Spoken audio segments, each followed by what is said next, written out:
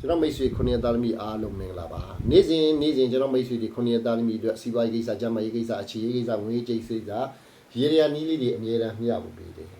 အဲ့ဒါလေးကဘာဖြစ်လို့ကျွန်တော်ဘီဒီဟောကန်းပေါ့နော်လာဖို့ခက်ခဲတယ်တချို့ကြလဲကျွန်တော်စီကိုဘီဒီမေးဖို့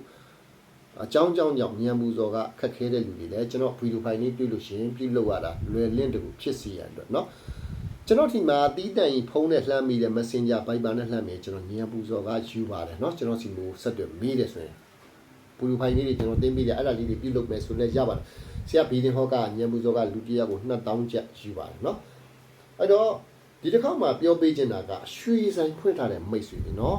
ရန်နာပစ္စည်းတွေမှာရွှေနော်ကြောက်နဲ့မဆိုင်ဘူးနော်ဗရံများနဲ့လည်းမဆိုင်ရွှေတဲ့ပစ္စည်းဆိုင်တွေရောင်းပန်းဝယ်ပန်းနဲ့ဖွင့်လန်းစီတဲ့ရေရနီးလေးကျွန်တော်ကမြောက်ပေးချင်တာအဲ့တော့ဒီဆိုင်တွေဖွင့်နေထားတဲ့မိတ်ဆွေတချို့ကြလည်း online နေပဲရွှေတွေရောင်းနေတဲ့လူတွေလည်းရှိကောင်းရှိနိုင်တာပေါ့နော်အဲ့တော့တချို့ကြလည်းဒီပါမှာကိုပဲရွှေတွေယူပြီးတော့ရောင်းနေတဲ့လူတွေရှိကြတာဘာပဲပြောကိုယ့်ရဲ့ရွှေတဲ့ပစ္စည်းတွေရောင်းပန်းဝယ်ပန်းပွင့်လန်းဖို့ဆိုရင်ပြုလို့ရမယ့်ရေရနီးအများများရှိတယ်ကျွန်တော်ဆရာတခင်အပါမင်းတွေကတင်ပြပြီလားအခုအဲ့ဒီနီးတွေအလွယ်ကူဆုံးအကျိုးရှိရောက်တော့လူမျိုးမတူဘာသာမတူဘာသာကြားတွေကစပြုလုပ်နိုင်တဲ့နီးတွေကျွန်တော်ပြောပေးခဲ့မယ်เนาะအဲ့တော့ကျွန်တော်မိတ်ဆွေခုနှစ်ရက်သားသမီးတွေเนาะမိမိရွှေဆိုင်ဖွင့်တာဆိုအပေါင်းနဲ့အတဲပေး share သွားပါเนาะရွှေဆိုင်ဖွင့်တဲ့လူတွေเนาะရောင်းဝယ်တွေကောင်းမယ်အဲ့တော့ဆရာကရန်ကုန်မြောက်ကလာပါမြို့နယ်6ဝေကားမှတ်တိုင်နဲ့နီးပါတယ်နေရာလူတွေလည်းမြင်လျော်ဆရာကအောင်မင်္ဂလာကားကြီးဝင်းနဲ့နီးပါတယ်เนาะဆရာဘီနဟောကမနေ့9နိုင်ဒီကနေ့တိုင်းပိတ်ရလုံးဝမရှိနေစဉ်ဟောကဖွင့်တယ်เนาะဆရာဖုန်းနံပါတ်လေးကလည်း91604